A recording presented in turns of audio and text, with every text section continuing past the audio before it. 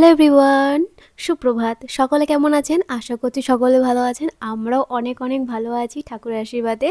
আর আমরা আজ বেরিয়ে পড়েছি বেনারস থেকে, একদম যাচ্ছি এবার হলো অযোধ্যার দিকে। আর হোটেলেই আমরা একবারে সবাই মিলে স্নান সেরে নিয়ে বেরিয়ে পড়েছি, কারণ জানি যে যেতে যেতে আমাদের ওখানে পৌঁছাতে হয়তো একটু বেশিক্ষণ লাগবে না, তবু ওখান থেকে আরও অনেক অনেক জায়গায় যাব। বেশিক্ষণ টাইম নেই যেহেতু আমাদের হাতে, এতগুলো জায়গা যেতে হবে, সেই জন্য তাড়াতাড়ি করে সকাল সকাল স্নান করে নিয়েছি। আর রামলালার দর্শন হবে ভাবতেই ভেতরটা ভরে যাচ্ছে আনন্দে। আর এখানে ওয়েট করছি যে যা সিটে বসবো বলে। এখন সিট খোঁজাখুঁজি হয়েও গেছে, এবার বসে পড়বো সবাই মিলে। আর মনটা খুব আনন্দও লাগছে, এতগুলো জায়গায় যাচ্ছি, আবার আরও যাব, মানে সকলেরই মন খুবই আনন্দ আর খুশি। কথা বলতে বলতে বেনারস থেকে ট্রেন ছেড়েও দিয়েছে, এখন ট্রেন চলছে অযোধ্যার পথে। মনে হচ্ছে এক একটা স্টেশন পার হলেই আমি রামলালার আরও কাছে পৌঁছে যাচ্ছি। শেষমেশ পৌঁছে গেলাম অযোধ্যায়। আর ট্রেন থেকে নামতেই একটা অন্যরকম অনুভূতি। ট্রেন থেকে নেমেই চারপাশে শুধু জয় শ্রীরাম ধ্বনি, আর শুধু এখন একটাই ইচ্ছে, রামলালার দর্শন করা আর এই পবিত্র ভূমির প্রতিটা মুহূর্ত নিজের চোখে দেখা। অযোধ্যা স্টেশনেও নেমে গেছি, আর এখন টোটোর লোক এসেছে, রুমের মালিকই পাঠিয়ে দিয়েছে আমাদের নিয়ে যেতে, একদম বাড়ির সামনে নামিয়ে দেবে। আর সত্যি এখানকার সবাই খুব আপনাদের মতো ব্যবহার করছে। আর এই যে টোটোওয়ালা আছে, মানে উনি খুবই ভালো মানুষ, আর ওনাকে একদম ধরা বাঁধা হয়ে গেছে যে উনি আমাদের সব কিছু ঘুরিয়ে ঘুরিয়ে দেখাবেন এখানে। তো ওনার সাথে কথাবার্তা হয়ে গেছে, আর একটা টোটোতেই আমাদের হয়ে যাবে, কিন্তু যেহেতু অনেক লাগেজ আছে বলে আমাদের দুটো টোটো লেগেছে, সেহেতু মানুষজনে আমাদের একটাতেই হয়ে যাবে। তো ওনার সাথে কথা বলা হয়ে গেছে, উনি আমাদের সব জায়গায় ঘুরিয়ে দেখাবেন।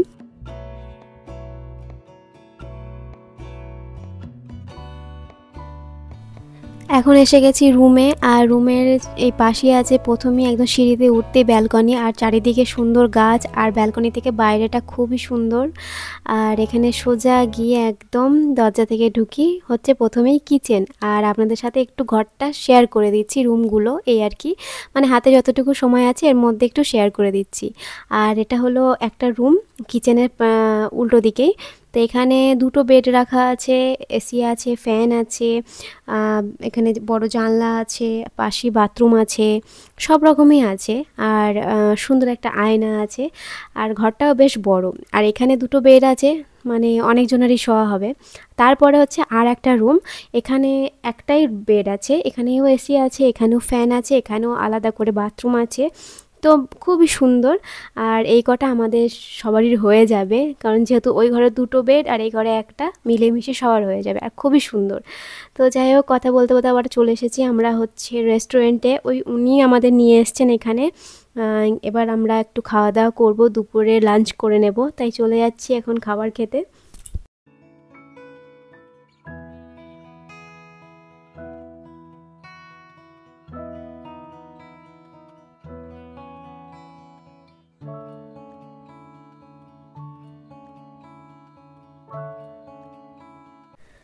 সকলের খাওয়া দাওয়া হয়ে গেছে, এখন আবার বেরিয়ে পড়ছে একটু চারিপাশটা ঘুরতে, কারণ হাতে তো খুব একটা সময় নেই, বেশি দিনে তো ছুটি না, মানে এক একটা জায়গায় বেশি দিন করে থাকা হচ্ছে না, সেহেতু আমাদের সময় নষ্ট করলে হবে না। তো খাওয়া দাওয়া করে আমরা বেরিয়ে পড়েছি, এখন যাচ্ছি হনুমানগড়ি মন্দিরে। তো এখানে এখন মন্দিরের ভিতরে প্রবেশ করব, কিন্তু তার আগে দেখতে পাচ্ছেন কতগুলো সিঁড়ি আছে, এই সিঁড়ি পার করে তারপরে ভিতরে প্রবেশ করব। তো এক এক করে সকলে মিলে এখন যাচ্ছি ওপরের দিকে ভগবানের দর্শন করার জন্য। আর এখন এসে পৌঁছেওছি হনুমানগড়ির মন্দিরে, ভিতরেও চলে এসেছি। জয় বজরংবলী। এই যে সেই হনুমানজির মূর্তি, আর পাশেই আছে হচ্ছে ভগবান শ্রী রামচন্দ্র, মাতা সীতা, আর হচ্ছে লক্ষ্মণদেব, তাদেরও মূর্তি আছে, পাশে হনুমানজিও আছে। ওখান থেকে বেরিয়ে এখন যাচ্ছি দশরথ মহলে। আর ওখানে ভগবান শ্রী রামচন্দ্র, লক্ষ্মণদেব, ভরতদেব, শত্রুঘ্নদেব তাদের ছোটোবেলা তারা ওখানে কাটিয়েছিলেন। অযোধ্যার হনুমানগড়ি মন্দিরের কাছে এই মহলটি অবস্থিত। এই স্থানটি রাজা দশরথের রাজপ্রাসাদ হিসাবে পরিচিত, আর যেখানে ভগবান শ্রী রামচন্দ্র শৈশব কেটেছিল। জায়গাটা ভীষণ সুন্দর আর ভীষণ শান্ত।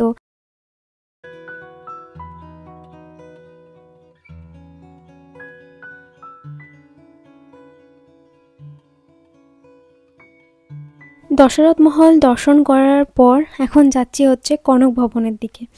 তো কনক ভবন অবশ্যই যারা জানেন তারা জানেন, যারা জানেন না তাদের জন্য বলছি যে কনক ভবন হচ্ছে অযোধ্যার অন্যতম একটি সুন্দর মন্দির। বলা হয় ভগবান শ্রী রামচন্দ্র ও সীতামাতার বিয়ের পর মা কৌশল্যা এই ভবনটি উপহার দেন ওনাদের। ভিতরে প্রবেশ করলেই দেখা যায় ভগবান শ্রীরামচন্দ্র ও সীতামাতা ও লক্ষ্মণদেবের অপূর্ব মূর্তি। তো সেই মূর্তিও আপনাদের সাথে একটু শেয়ার করব, তো দেখুন আপনাদেরও অনেক ভালো লাগবে।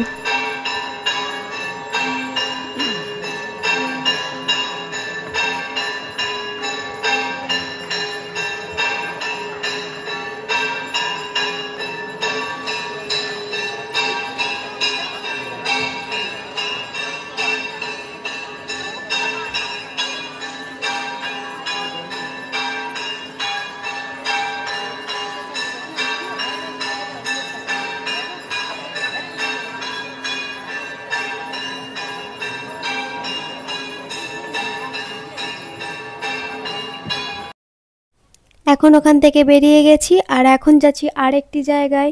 তো সেখানে যাব, তার জন্য আমরা এখানে এসে টিকিট কেটে নিয়েছি। আর এখানে আসতে গেলে টিকিট কাটতে হয়। তা এই জায়গাটির নাম হলো সূর্যকুণ্ড। আর সূর্য মানে হচ্ছে আমাদের সূর্য দেবতা, আর কুণ্ড মানে হচ্ছে পুকুর বা জলাধার। তাই এই জায়গাটার নাম হচ্ছে সূর্যকুণ্ড।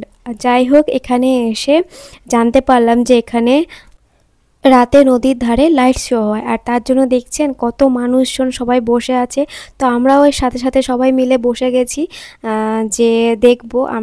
শুনেছি আসতে গিয়ে মানে যিনি আমাদের টোটো চালক নিয়ে আসছিলেন তিনিই বলছিলেন যে যান, এখানে খুব সুন্দর লাইট শো হয় আর ভগবান শ্রী রামচন্দ্রের সম্বন্ধে এখানে দেখানো হয়। তো এই যে আমাদের এখানে লাইট শো শুরু হয়ে গেছে, আমিও দেখছি, সাথে সাথে আপনারাও দেখতে থাকুন। आप सब उपस्थित लोगों को मैं सूर्य कुंड की महिमा सुनाती हूँ।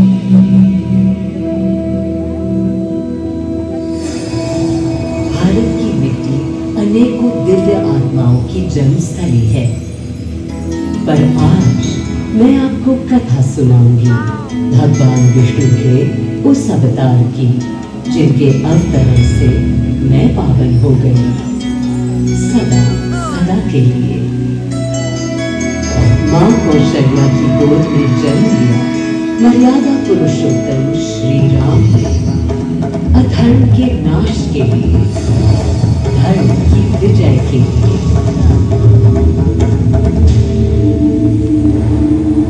किंतु उन्हें अयोध्या त्याग 14 वर्ष के वनवास पर जाना पड़ा। তো এখন শো শেষ হয়ে গেছে, আর পুরো শোটা আপনাদের সাথে শেয়ার করলাম না, কিছুটা অংশ শেয়ার করলাম। আপনারা জানাবেন অবশ্যই কেমন লেগে। এখন যাচ্ছি রুমে। আজ হলো পরের দিন সকাল। তো সেই দিন লাইট শো দেখে এসে আর কোনো রকম ভিডিও করিনি। একবার এসে বাড়িতে রান্নাবান্না করে খাওয়া দাওয়া করে শুয়ে পড়েছিলাম। তো সকাল সকাল সকলে মিলে স্নান করে রেডি হয়ে দাঁড়িয়ে আছি টোটোর জন্য।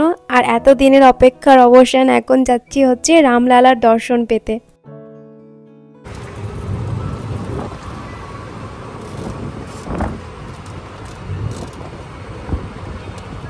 আমরা টোটো থেকে নেমে গেছি আর এখন এখানের পথ ধরে সোজা যাচ্ছি ভিতরের দিকে। আর ভিতরের দিকে গিয়ে দেখি কি কি নিয়ম আছে। অনেক জায়গায় অনেক রকম তো নিয়ম, তো আমরা তো সব জায়গায় প্রথম যাচ্ছি, সেরকম তো কোনো জানি না।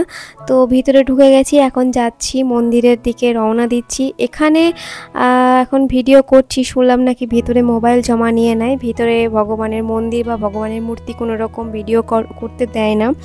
তো যেটা শুনলাম সেটাই সত্যি, তাই বাইরে থেকে একটু যে বাইরের দৃশ্যটা আছে সেটা একটু দেখিয়ে দিলাম। আর আমরা ভগবান দর্শন করেও চলে এসেছি। কি করব, আপনাদের সাথে শেয়ার করতে পারলাম না। যাই হোক, মন্দির থেকে বেরিয়ে গিয়ে এখন চলে এসেছি খাবার খেতে, সকালে ব্রেকফাস্ট করতে, কারণ সকালে আমরা সবাই উপোস করেই ছিলাম। তো সেখান থেকে এসে আমাদের খাওয়া দাওয়া হয়ে গিয়ে আবার বেরাবো আরেকটি জায়গা যাওয়ার জন্য। তো যাওয়ার আগে এখন একটু চা খেতে খেতে বসে বসে গল্প করছি সকলে। তো এখন আমরা এসেছি হচ্ছে মণি পর্বত। তো মণি পর্বত হচ্ছে অযোধ্যার একটি ছোট্ট পাহাড়ি ঢিলো এবং যা কামিগঞ্জ এলাকায় অবস্থিত। আর এটি শুধু প্রাকৃতিক নয়, এখানে আছে পৌরাণিক কাহিনী। আর এটা হিন্দু ও বৌদ্ধ ধর্মের সংযোগে একটি ধর্মীয় দর্শনীয় স্থানও। আর এই পাহাড়ের চূড়া থেকে পুরো অযোধ্যা শহর দেখা যায়।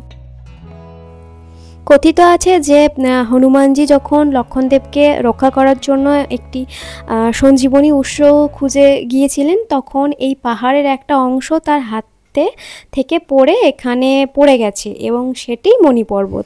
আর এখানে দেখুন মানে এখানে প্রচুর বাঁদরের উৎপাত, কি বলবো, মানে চারিদিকে শুধু বাঁদর আর বাঁদর। উঠতে যাচ্ছি দেখছি চারিদিকে বাঁদর বসে আছে, ভয়ও লাগছে আর সকলেই আমরা ভয় পাচ্ছি। আর এখানে এই যে ইনি ভদ্রলোক যিনি যাচ্ছিলেন, ওনার হাতে একটি কিছু ছিল, তো ওনাকে ধরেছে, যেতে দেবে না। তো মিঠির বাবা বলল, আপনি একটা কাজ করুন, ওই জিনিসটা পকেটে ভরে রাখুন, দেখুন উনি ও আর কিছু করবে না। তো যাই হোক, কথা মতো পকেটে ভরে রাখলো, আর কিছু করলো না, চলে গেল। আর এখানে দেখুন ছোলা ভাজা পড়ে আছে, সেটা খাচ্ছে। তো আমরা ওখান থেকে চলে এসে এখন পাশেই আছে হচ্ছে আখের রস দেখছি, তো ভাবলাম একটু খাই, তো সেই জন্য ওরা বানাচ্ছে। তো আমি সত্যি কথা বলতে আখের রস কোনো দিন খাইনি, হয়তো আপনারা শুনে হাসবেন, এই প্রথম খাচ্ছি। তো খেয়ে খুবই ভালো লাগলো। আর এখন সোজা আবার চলে এসেছি হচ্ছে, এটি হলো গুপ্তার ঘাট। এই গুপ্তার ঘাট অযোধ্যার এক ঐতিহাসিক ও পবিত্র স্থান। এখানে ভগবান শ্রী রামচন্দ্র শেষবারের মতো স্নান করে সরজু নদীর জলে লীলা সমাপ্তি করেছিলেন। এখানে এসে ভক্তরা প্রার্থনা করে, ফুল ও প্রদীপ উৎসর্গ করে। তো ওখান থেকে চলে আসলাম তার পাশে আরেকটি জায়গায়। তো এইখানে দেখছি বড় বড় পাথর কেটে রাখা, তো এটা হলো রামশিলা। আর তার পাশে হচ্ছে অনেক ঠাকুরের মূর্তি আছে, তার পাশে হচ্ছে ভগবান শিব ঠাকুরের শিবলিঙ্গ আছে। আর তার পাশে রাখা আছে হচ্ছে ঢাকা দেওয়া ভগবান শ্রী রামচন্দ্র আর মাতা সীতা দেবী।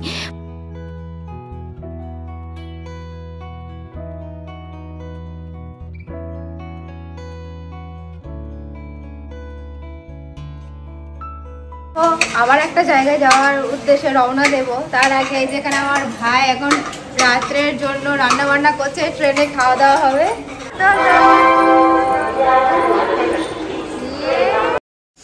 আমরা সকলে রাত্রে রেডি হয়ে আবার চলে এসেছি হচ্ছে স্টেশনে, অযোধ্যা স্টেশনে। আর এদিকে চলছে বাবা মেয়ের দুষ্টুমি। ভগবানের নাম নিয়ে বেরিয়ে পড়লাম আবার অন্য একটি জায়গা যাওয়ার জন্য সকলে মিলে। আর কোথায় যাচ্ছি না যাচ্ছি অবশ্যই পরের ব্লগে জানতে পারবেন। ততক্ষণে সবাই ভালো থাকবেন, সুস্থ থাকবেন। আর আমার ভিডিও কেমন লাগছে অবশ্যই কমেন্টে জানাবেন। আর আমার চ্যানেলটি প্লিজ সাবস্ক্রাইব করে দেবেন। দেখা হচ্ছে পরের ভিডিওতে। শুভরাত্রি।